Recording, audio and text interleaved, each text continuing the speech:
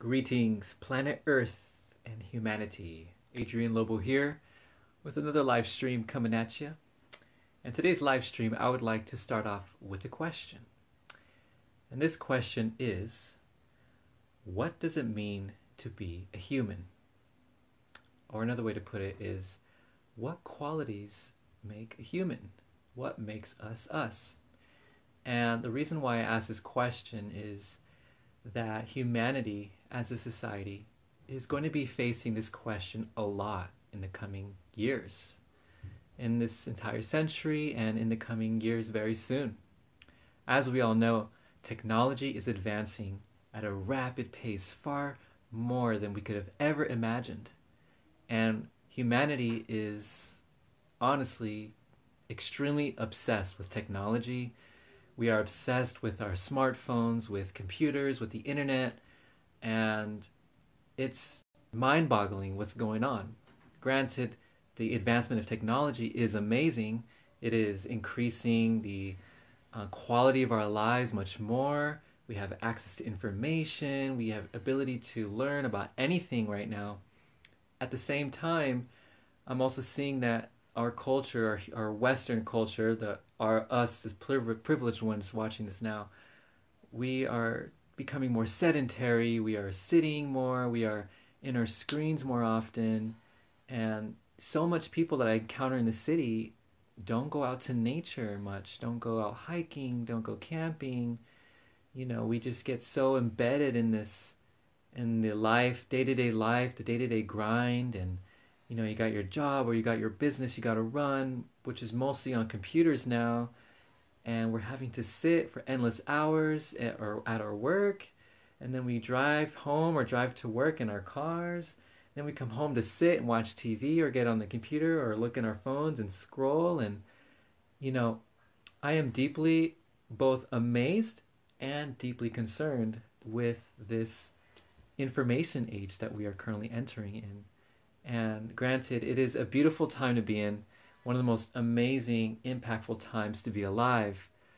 And that's just to say the least. Honestly, many scientists and innovators and futurists are calling this time to be one of the most thrilling, most craziest, times of human history ever.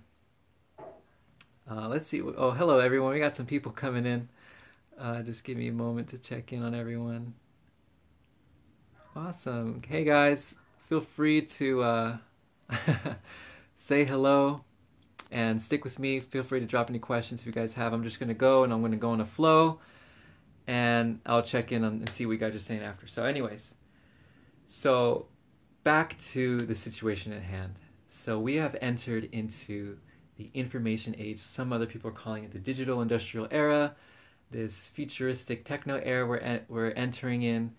And it's amazing. And let me share some facts with you I gathered as a part. This was actually going to be an article, but I realized the article was becoming so long in my writings. I was like, let me just go on a live stream. Let's talk it out and get the information going. So here are some mind-boggling facts of the current information age we are in now. So as of 2017, big data companies reported that more information and data has been created in the last 2 years than the previous entire history of the human race. As of 2017, it has been estimated that over 3 billion people are now utilizing the internet. As of this year, they recorded that over 50% of the world's population is now online. By 2020, it is forecasted that we will have over 6.1 billion smartphone users globally. That's a lot of scrolling there. And a futurist named Ray Kurzweil, who is the co-founder of Singularity University, which is actually a really interesting place. They're based in the Bay Area, I believe San Francisco. And this university specializes in educating people on upcoming technologies and getting the word out, getting information, education, how to use these technologies properly, and just groundbreaking science. So Ray Kurzweil wrote a book called Singularity is Coming. Oh, I don't have the title right now, but He basically said this really interesting quote, and he said, in the next 21st century, between the year 2000 and 2099, 2100, we will not experience 100 years of technological progression as the linear timeline would suggest, but rather we will likely experience 20,000 years of technological progression. The reason that being is that technology and data is, exponentially grows. So we can't even fathom what life will be like in the next 50 years or 100 years or even 20 years from now. Ask yourself what life would have been like 10 years ago from today. And would you have thought that all that's happening now would be happening in 10 years? And just the fact that we have all these gadgets and these live streams and this technology available to us now, information is just exploding at a rapid pace. Now, as with anything in life, there's a yin and yang to everything. There's a positive, negative, everything. And I'm currently personally amazed by it all, and by the fact that I can even use this medium to communicate with you all. And most of my business and most of my clientele are from social media and the internet, so super thankful for that. But the reason I want to make this video is not about how awesome things are, which is what I want to talk about, but what I am genuinely concerned about what humanity is going towards, and what I strive to help deter humanity from becoming. You see, we are going to be introduced these advanced technologies that are already existing on planet Earth now, but they will soon be in public arena very soon. Technologies like virtual reality, genetic engineering, life extension technologies, transhumanistic technologies like merging your biology with machinery, and artificial intelligence, and so many other variables that we don't know about. But it's these technologies that are going to question our human nature and question what it means to be human and what do we want as the human race. Granted, these technologies have the ability to save us, to help us become more like gods in a way, artificial gods, where we can access supercomputers and information all over the world at an instant, and possibly, extend our lifespan and heal diseases in medical sense. But at the same time, these technologies also have the ability to corrupt us, to take us down a very dark and twisted path. And we don't want to become on that path, I guarantee it. Just think of the possibilities of it. Let's just have a little discussion of what could possibly happen. So let's just take one topic, virtual reality. So virtual reality is coming. It's on its way. Companies like Oculus are already working on this.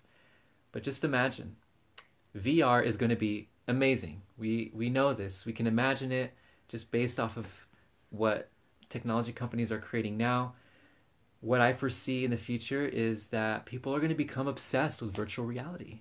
And what I fear is that there will be a huge mass population that will prefer the virtual reality life versus real life. And just think of the implications of that. You see, we could possibly have a generation of children growing up in a world where they are instantly plugged into an augmented reality or virtual reality system that society is based upon. Just think of the negative implications of how that could affect our body and our human health, and how that could make people much more, skinnier and sedentary and pale. And there's a movie of this called The Surrogate, I think. It was super interesting. It was based in like the year 2100 something, and basically all of society was living in a capsule, every day connected to this VR life. And in this VR life, everyone lived their perfect body, their perfect life, their perfect gender, their perfect richness. And yet in the real life, they had opened the capsule and everyone's just super sickly and pale and like totally out of it. And that could happen. We're already seeing it today in the gaming cultures and the computer cultures of today. So that's just one concern of virtual reality. And, the stress I want to put out to you guys watching and spreading the word and spreading these ideas out is to stay in real life, stay in reality, stick here because, it may sound funny now because, it isn't such a big thing, but give it 10 years from today, 20 years from today, these things are going to be an issue. Let's take another topic, for example, genetic engineering. What would you do if you were given the option by a medical doctor? Let's say you're going to have a baby coming soon. Your wife or your husband are expecting, and you're given an option to genetically modify your child. What if you were given an option to change the color of your child's eyes, or even alter the personality traits of your child? I'm sure there'd be positive aspects to it, like, diminishing any possibilities of genetic disease inheritance, right? Which would be great. But what if you could tinker with the DNA of your child? What would humanity become? And if these systems, these technologies become so efficient that we could literally alter our DNA in the way we want and, physically, manually design our children, how would that alter the genetics, the DNA of the human race? The natural born human may become a rare item, a rare specimen. And we may all become a genetically modified human race. Who knows, I'm getting into some super sci-fi type of thinking here. But these are all potential realities that we have to face. Another topic, let's take transhumanism, for example, and the idea of merging human body with technology. Let's say in the year 2088, Android and Apple come out with the new eye, the Samsung Galaxy Si-10, and you can undergo a procedure where you take out your biological eye and put in this computer eye, and this computer eye can literally scan your whole environment. You have access to Google, and you can Google anything in your site and learn about anything. You can see an augmented reality of, like, go to a restaurant, you see ratings for that restaurant, or you, even weirder, like in shows like Black Mirror, everyone has like a social profile rating, right? And if your social profile rating is low, then you have less access to certain public services or jobs or income, right? So just think of that. Ask yourself this: would you ever exchange a body part, a natural born body part of your body, with an advanced technological device that could enhance your life or benefit your life? Would you do it? I ask myself this question: would I do it? And of course, I am, a connoisseur of the physical body and mastering our divine human bodies. I also love technology and I'm amazed by it, but it is a serious question. It is a very perplexing question, and it is no doubt that these technologies are going to be available very soon, within our lifetimes. And each of you watching this right now, and who will watch this is all going to happen in our very own lifetimes, which is why I feel so passionate about bringing this topic today. So would you ever change your body part for a piece of technology? And please write in the comments if you feel like you would. Would you exchange your biological eye for an advanced supercomputer eye? Or maybe a prosthetic arm that could have super strength or extend or have all these tools, The possibilities are infinite, honestly. And I believe that there will come a time where there will be people who will be like, heck yeah, hook me up with that eye, hook me up with that, robotic limb that can help me run faster, jump higher, climb walls more, or do extraordinary things. But what then? What if we become so normalized with these technologies that it starts to become part of everyday life, where it is kind of taboo to have a normal human body or be born naturally with no genetic engineering? I have these innate feelings that this could be a possibility in our future generations to come. Another question I'd ask is, what if you were given the option to extend your life? Life extension technologies are coming out soon. I heard from a podcast recently that the first person to live to 1,000 years is walking among us today. In other words, we will soon, in the next, 50 years or so, have the technology to extend life to possibly 1,000 years of age. Would you do it? Would you extend your life to be that long? Or would you go the natural way? Would you be happy? These are super deep, intense questions we're going to have to face in the coming years. And then, of course, there's artificial intelligence, and people like Elon Musk are super freaking out about it, saying that, artificial intelligence can possibly take over humanity, and the movies like The Matrix could possibly be real. I don't know about that. I'm not so worried about artificial intelligence. I'm more fascinated by it. I feel like artificial intelligence could be really awesome, but it can be really trippy, and who knows, something like Skynet could possibly happen from the Terminator movies. Who knows, A lot of these sci-fi movies and books and stories start off as sci-fi but end up becoming real. And this is all a projection, holographic projection of the humanity's consciousness and what we want to create as a human race. But ultimately, at the end of this discussion, at the end of the day, it is obvious that technology is advancing faster than we could ever fathom. The rate of information and technology is evolving more rapidly than our biology. In other words, we are still monkeys with shiny objects in our hands, in essence. We lack the discipline and the physiology and the makeup to handle these technologies right now. Just look at these whole addiction studies on social media addiction, and just seeing it every day. The current zombie apocalypse is here in the form of people addicted to, walking with their phones in the streets. So it's really trippy, it's really intense, and I want to talk about these topics and ask these questions because I'm asking myself these questions, and I feel like now more than ever it's important to start having a dialogue around what's happening, because things are happening so fast. We're in a quickening, basically. Do you feel like time is speeding up?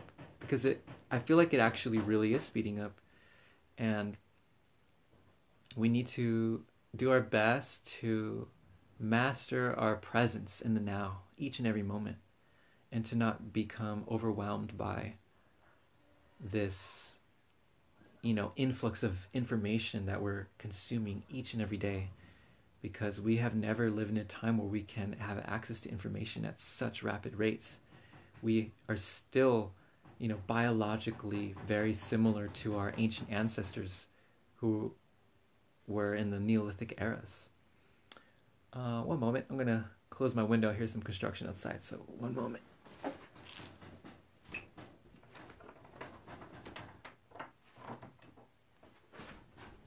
All right, so let's see here. What are we saying? What are you in the comments saying? Let's take a review. Hey everyone. Any questions? Hey guys, for saying hello. Lots of robots for sure, Andy. Nikki says there are studies out that use the catchphrase "sitting is the new cancer." Yes, indeed. Ooh, Andrew, he's brought up a good topic: transferring consciousness to an artificial body. Yeah, that is super, like the anime Ghost in the Shell or Black Mirror. Wow, the super interesting topics. Trapping the soul to be harvested. Microchip implants corrupting our medic fields. The Matrix, yes, yes, yes. So many people are soul and transhumanism already. It's sad. Yeah, it's super weird. Andrew says never. He will die through his flesh before selling his soul for immortality. Salvador says, I want to be immortal, bro. Help in the fight with the robots and the vampires. Nikki says no life extension for her. She's seen the movie Vanilla Sky one too many times. Also very glad to be alive now rather than the future. Times are becoming more amazing. However, less and less organic. Text-neck syndrome, yes. So yeah, everyone, thank you for dropping by and dropping your comments. Super interesting topic here. So in regards to all that, let's talk about aliens now. So what does this have to do with aliens? Well, one of the things I was concerned about, and and seeing the projection of data and technology advancing at super rates, and seeing the degree of addiction in humanity and how we lack, this discipline to manage these technologies, and we're becoming so immersed and ingrained to the point where society is going to implement the use of technology as a necessary foundation to even operate in society. These things, if we can project far into the future with our imagination, we may end up like the gray alien. Do not end up like the gray alien. Do you guys know what the grays are? The grays are the classic image of the extraterrestrials with the big heads, small bodies, big old eyes, big hands. And, I'm not trying to tell you that the story, the information I'm about to share with you now is true or not. Granted, I do feel there is some type of truth to what I'm about to share, but just take it in as a grain of salt. Take it in either as a true story or perhaps an archetypal story of what could potentially happen. So let's go to the gray extraterrestrial origins. So the grays aren't actually extraterrestrials. In fact, they're actually us from the future. This information comes from a variety of abduction cases. People who have apparently were abducted and had these interactions with these gray aliens. And, people interviewed these abductees from all over the world. They gathered all these stories and they started to see connections. Not only that, but certain whistleblowers from secret government agencies started coming out and also putting this information forth. And that is that the grays are actually humans from an alternate timeline of the far distant future. And what happened to us, them, is that we became so obsessed with technology that we ended up becoming much more machine-like than human-like. We started to integrate our bodies with machinery and computers, so much so that we started to lose sense of our, human, primal, natural, organic roots. And as a result of that, this alternate timeline of our future human race became so corrupted to a degree where our bodies started to shrink and become skinnier because we didn't have to move. We just used our machines to move around. Our heads grew bigger, our brains grew bigger, so as to process the information that we're able to wield with the technology, advanced technology we have in the far future. And of course, big hands to operate, the keyboards and all the computers. And as a result of this, the extraterrestrial grays, no, sorry, I gotta stop calling them extraterrestrial. The grays, the alternate timeline future of the human race, became so embedded with technology that their very DNA started to become damaged. Their very DNA, their human DNA started dying. And as a race, they started dying. And so what they had to do was they had to use their advanced technologies to create a time-traveling device in which they time travel back to their ancestors in an era in which their ancestors, the Homo sapiens, still had connections to their organic, natural, passionate, creative, artistic selves. And those ancestors are us today. And as the story goes, these grays time traveled to this time, and they made a contract with the military-industrial complex, and made an agreement to exchange their advanced technologies with the military in exchange for organic material. In other words, humans, the current humans we have today. And they were given permission to abduct humans and against our will. And what they're doing is they're abducting us and taking up to their crafts and conducting experiments in which they take out the DNA, usually through the reproductive organs, and they're taking our DNA and merging it with their DNA, thus creating hybrid grays. And this, from what I understand, is twofold reason. One reason being, of course, to repair the DNA of the Greys and, help save their race.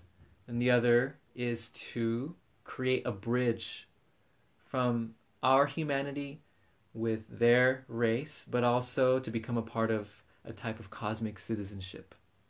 And many futurists and whistleblowers and abductees and people who have had encounters with these beings are collectively saying that there exists hybrid Homo sapien and gray beings, and they're babies basically, and the mothers of these babies who are humans, who are part of our culture, are being visited by them in their dream time, in their astral time, and the hybrids are telling them that these children are to be a bridge for some point in the future when disclosure happens, so that we as a society can have a type of intermediary to talk with and interact with, to become eventually a part of a cosmic citizenship. So anyways, that is a very outlandish story probably for most people out there, but maybe for some of you in my audience, you guys can take it. But it's just an idea. And if it's true or not, ultimately this is an archetypal idea that we must be aware of. That we could become like the Greys. We could become this skinnier, more synthetic, more machine-like version of us, addicted to computers and totally lost with our primal divine connection. And that is the passion and the message behind this video today.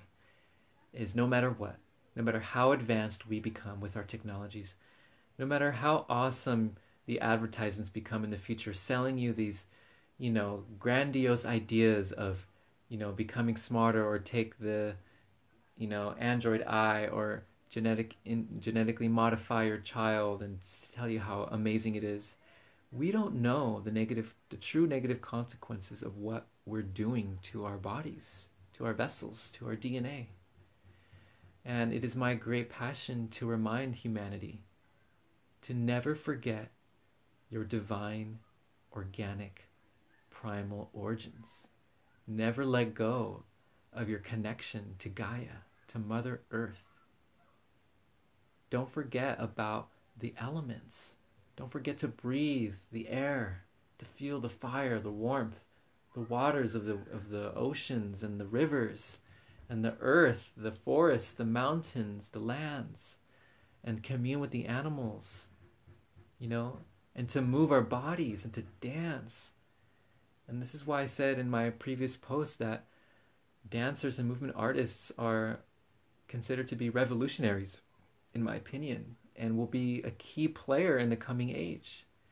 Because as we see more and more people are becoming more sedentary, more obsessed with technology, society is implementing these technologies into everyday life more than ever, and we need to be like, put a stop to it and just say, hold on here, everyone. We're going down this route, but let's not forget this. Let's not forget our roots, our ancestry, our shamanic heritage, our natural connection to Mother Earth. And that's what I feel my role is in my life today. Especially that I've been born in this era, in this time. I feel deeply compelled to do everything I can to help humanity remain connected to the divine nature of our beings. And also to master the greatest technology we have at our hands. Greater than any supercomputer, greater than any AI, greater than any smartphone, is this consciousness here. Your human body divine temple. Your divine consciousness. That is the greatest investment we can put into ourselves, into our life, into life as we know it. It is advancing our consciousness, perfecting our human bodies through natural means, mastering our bodies. This, my friends, is the truth. This, my friends, is where the true treasures, the true beauty lies. For with our technologies, we are only trying to strive what we inherently know deep in our hearts, what we can achieve through natural means. Our phones are simply a replacement for telepathy. We text people, we message people, we send these distant messages. But if we were to master our psychic abilities, we wouldn't need phones anymore. We would be able to contact and communicate with anyone instantly beyond the speed of light. Not only would we be able to communicate with humans, we can communicate with animals, with the trees, with the dimensional spirits and beings from other planets, other dimensions. And we must never forget these ancient masters who have come before us, who have mastered the divine technologies within. Masters like Yeshua and Buddha and the Taoist masters of internal alchemy. These people were said to be able to literally alter the weather, to alter the environment through the power of consciousness, to literally project energy from the hands to create divine healing miracles with the pure chi of your body, the energy, the life force of your body. You see, but today it's so sad. Today we're just so enamored with these new tools and technologies coming our way, looking outward, exteriorly, as to the solutions of our challenges. But really, the true mastery is this: our bodies, our breath, our energy, our consciousness. And this, my friends, is my message. This, my friends, is what I am here to share with you today in this video. From all the information I'm sharing with you, we must remember our divine heritage, our shamanic, natural, prime, organic roots. And I feel like it's going to get very interesting in the near future. I feel like humanity may end up splitting into 3 different groups.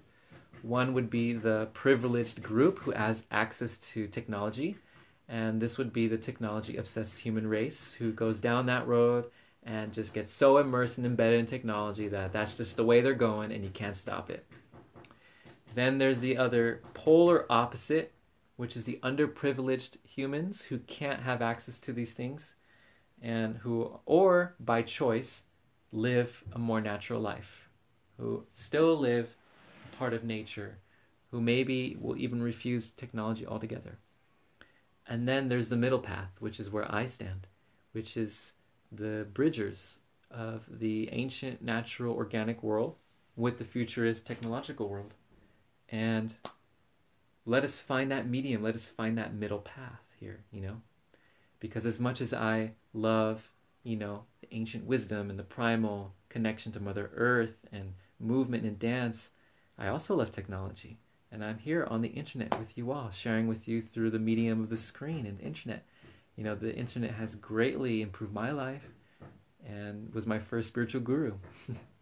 It was because of Google searches I was able to access spiritual wisdom of the ages and learn about meditation, learn about yoga, Tai Chi, Qigong, Taoist internal arts, and all these things that inevitably lead us to enlightenment and expansion of consciousness and ascension. And that, my friends, is what I feel our advanced technologies and sciences should be supremely focused on, is let us use these technologies to advance us and to master our human bodies and become the ascended masters that we can potentially become. They say that the human can become, in essence, an angel if we unlock all the strands of our DNA and awaken the junk DNA into its highest possible usage. So join me, everyone. Let us become the ascended masters, the angelic, natural, human, organic beings that we are. Let us not become seduced by these technological advancements. Let us use them wisely. Let us use them wisely. So yeah, I think that's my wrap here. Let me just go over my notes, see if there's anything I missed. Yeah, that's about it. And that's why I do what I do. That's why I dance. That's why I love to move. Every time I share a dance video, I am, not only entertaining people out there, but I'm also subtly embedding codes of energy and light and remembrance and expansion of consciousness and showing like, hey, your body is amazing. Your body is divine. It's a miracle. And what we can do with our bodies is absolutely beyond beautiful and majestic and awesome. And I do my best to strive to be an embodiment of that and to remind others of the divinity within. and that we can access these divine energies through the mediums of dance, their movement, meditation, breath, healthy living, healthy eating. This is why I do my best to eat healthy. I eat organic produce. I meditate. I do my practices each and every day. This is why I ingest plant medicines from time to time. I do ceremonies, sit by the sacred fire, or do sweat lodge. Just connect to my ancient heritage, my ancestral roots, and learn about nature as much as I can, and do my best to not contribute to the global warming and the crisis of our weather patterns these days. So that's it, everyone. I think I've shared the chunk of my message, and this was something that was on my mind for a while. It is honestly what underlies and fuels me through all of my work. Whether I'm dancing or teaching Qigong or yoga or doing energy healing sessions or making live streams, all this inevitably is to help humanity remember who we really are and to connect with that divine nature within, and to not get sucked into this artificial life that's materialistic, crazy, strange world that we're living in now. And it's amazing, it's interesting, it's distracting, but there's so much beauty in the offline, away from the screen, coming to your true divine natural roots. So anyways, thank you. Any last questions? Any last comments? Just let me know. Andrew just dropping some bombs all the time. I love you. Thank you for dropping by, brother and sisters, everyone here. So great to have you. I'm going to be doing this more often, doing my best to be more consistent with messages and live streams, because I have lots to share, and I'm super excited for what's to come. So peace and blessings, everyone. Stay tuned. Check out my website. I updated it, www.adrianlobo.net. Much more to come in the future. Thank you. Infinite blessings. Remember to breathe. Remember that you're amazing, and keep it Jedi.